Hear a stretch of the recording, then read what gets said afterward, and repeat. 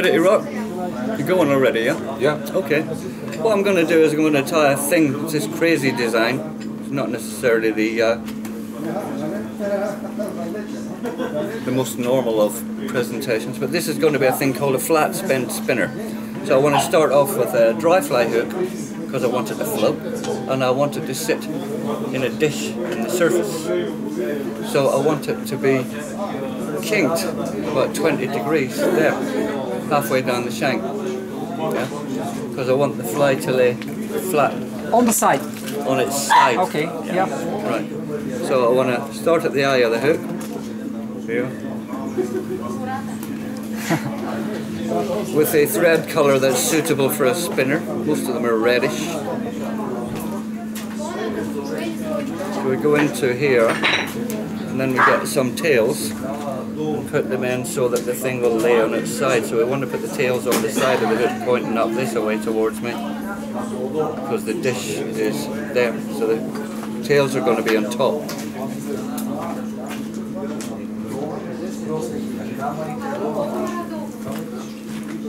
So I'll put a tie in the tails and then take a wrap underneath which will lift them up there at 10-15 degrees, which will help the fly to aerodynamically land into the surface. And fish and flies, whenever they land on the surface, they don't change position. As it lands, so it sticks and drifts through. So if it lands upside down, it goes through upside down. If it lands correctly, it's great, fine. But they don't move around on the surface once they're presented, so it's getting it right in the first place that matters. So I'll take the surplus off that, yeah, and I've got my tails sticking up. I want a wire rib, so I get some copper wire, stuff like that. This is 0.1 millimeter wire, fine. I want to get it in here for a rib on the body. If I could get it in here, I'd be winning. Half of my problem is I can't see, the other half is I can hardly tie flies.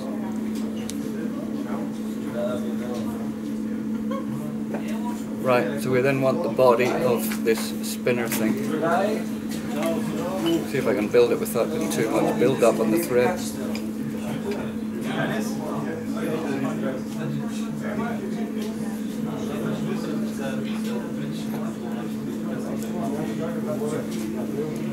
So this represents the spinner when it's finished doing all of its business. It's already laid its eggs, and it's a surface laying spinner, not a Betis on the floor, because they crawl down to lay their eggs on the floor. I'm talking about one that actually lays its eggs on the surface, like a blue-winged olive or something. Right, so I get about the rear 3/5 of the body to be the body of the spinner. 3/5 of the hook shank.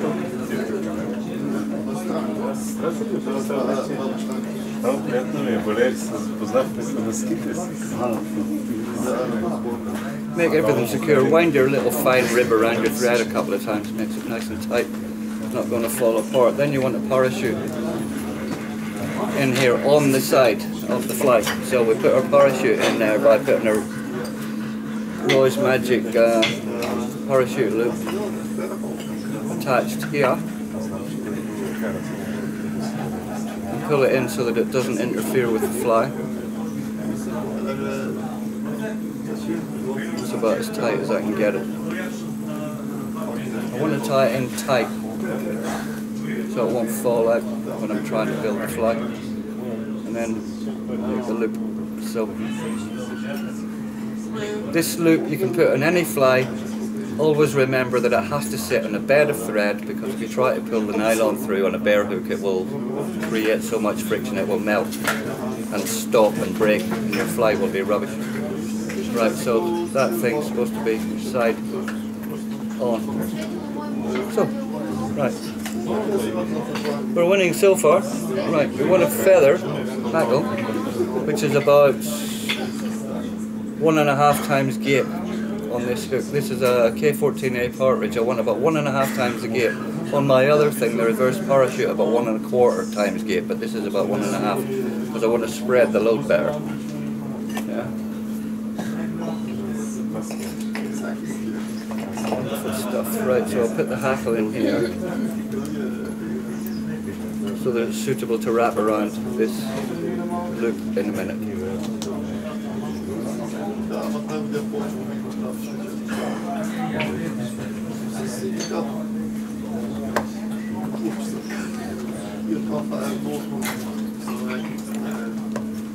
So you got a couple of wraps around the bottom of the loop to make sure everything's consolidated so that the feather and the loop are in one place. If the feather and the loop are separated by 1 millimeter, it'll explode when you pull the loop down. So it has to be correct, it has to be there, and the way to do it is to put a wrap around the bottom so they're both in the same place. Can't go wrong. Yeah. So then we want the thorax and a pair of wings. So the wings go in and then the thorax. So this will be the wing. White polyprop, antron, whatever pleases you. Wool, anything you like. And it'll be sitting across the fly like so.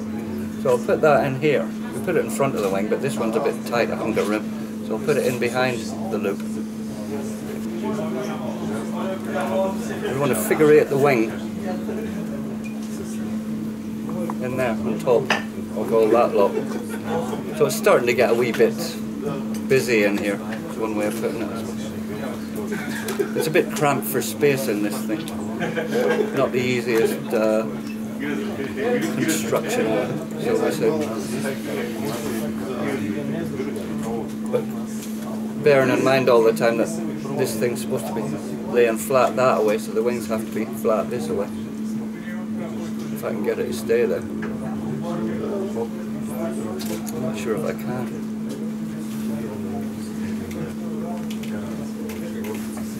That's better. Okay, we're almost getting there. So we've got a wing, tails, body, the loop for the hackle, and a pair of wings. We're doing well so far. Right, so something amber spinner, red spinner.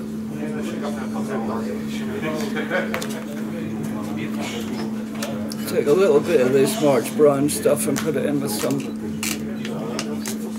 sulfur colour and we get something like amber. There's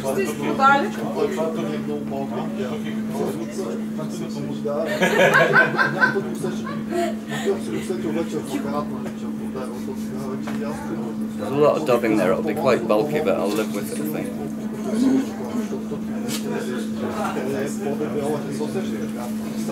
Right, the thorax needs to be wound around the wings and the post. And the bulk of this dubbing might actually help these wings to sit straight, like so.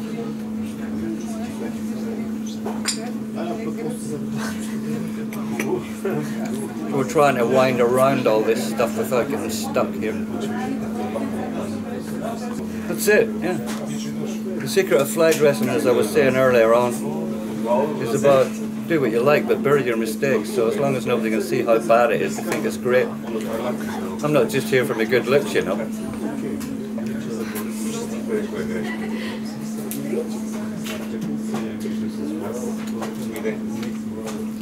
Well, that came off. Okay. That's what the fly will look like. Somewhere here. There's this mad thing. If I had a clip to hold this out of the way, it would help, wouldn't it?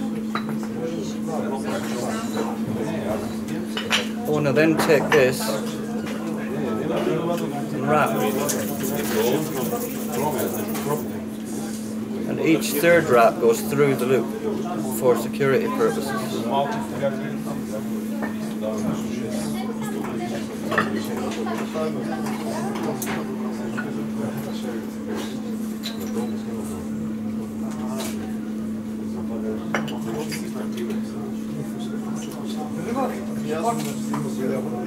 And then, pull.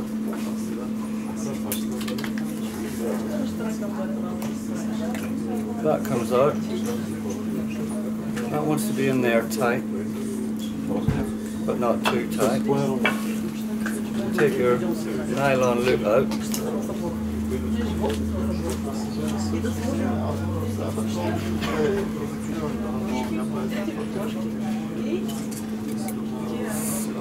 Nearly. What's happening?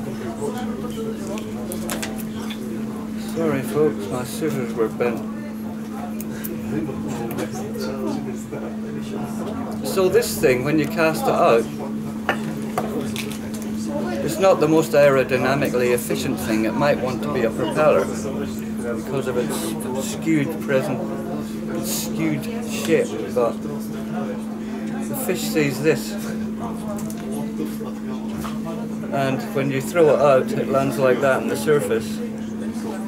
So it's, yeah, and if you degrease the tip at the eye, you'll let it sink. So that is an easy piece, no, not an easy piece, it's a flat spinner, which I designed in 2004 as part of a project of how to design every possible mayfly presentation. I did quite a few, but that's the flat one, so that thing there. The thing we have to be aware of here is that this fly, this wing wants to obstruct the hook point. So the wing is up here, the hook point's down here. There's only about 10 degrees of difference in the plane of the wing from the hook point. But if you put it between two pieces of paper and pull, it should do that. It should stick. So if it doesn't, if I don't hook myself, there's something wrong with it. Yeah. Oops, it's stuffed. Where are we? Yeah. Anyway, that's Roy's flat spinner. Tied sideways on a bent hook. Sits like that. For you, sir. Thank you very much. Well done. And thanks for it.